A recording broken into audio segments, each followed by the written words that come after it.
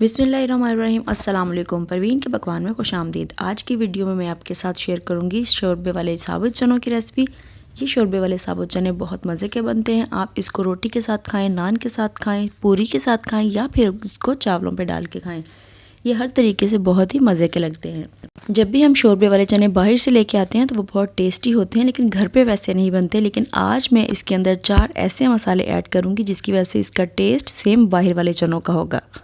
तो आइए फिर इसको बनाना स्टार्ट करते हैं। इससे पहले छोटी सी रिक्वेस्ट है, वीडियो को फुल वॉच कीजिएगा और अगर वीडियो पसंद है तो लाइक कर दें और अगर चैनल पर नहीं तो सब्सक्राइब भी कर लीजिएगा। तो आइए इसको स्टार्ट करते हैं।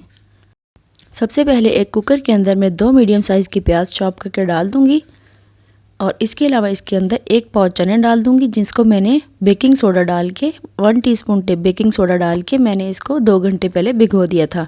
अब मैं डाल दूंगी इसके अंदर 4 से 5 जवे लहसुन के और 4 सब्ज़ मिर्चें और 2 टमाटर सेंटर से उसको हाफ़ करके डाल दूंगी।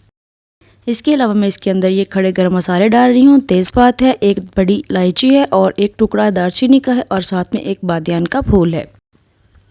अब डाल दूंगी मैं खुश्क मसाले, 1 टीस्पून नमक, 1 टीस्पून हल्दी पाउडर, 1 टीस्पून सुरख मिर्च का पाउडर, 1 टीस्पून धनिया powder, half teaspoon chilli flakes, थोड़ी सी काली मिर्च का पाउडर।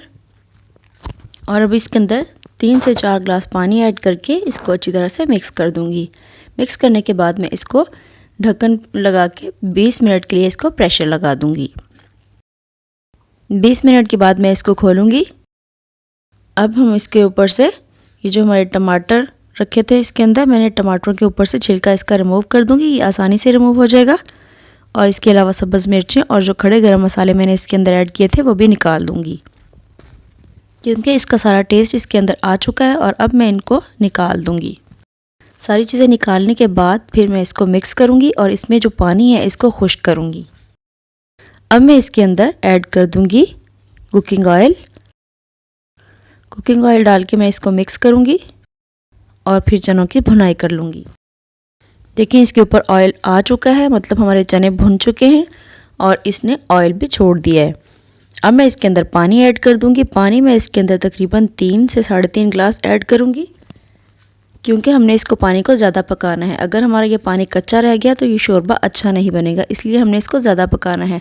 तकरीबन 1-1.5 ग्लास पानी इसका पक के ख़त्म हो जाए, खुश्क हो जाए और बाकी तकरीबन 2 ग्लास इसके अंदर बच जाएँ। अब देखें इसका पानी पक रहा है और इसी के साथ मैंने डाल दी हैं 2 सब्ज़ मिर्चें। ये खूबसूरती का काम भी करेंगी और टेस्ट का काम भी करेंगी। शोरबा हमारा काफ़ी हद तक पक चुका है। अब मैं डाल दूंगी इसके अंदर गरम मसाला पाउडर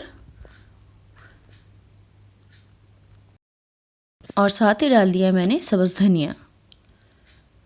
और ये दोनों चीज़ें फ्लेम ऑफ करके फिर हम डालेंगे। हमारे बहुत ही मज़े के शोरबे वाले चने रेडी हो चुके हैं।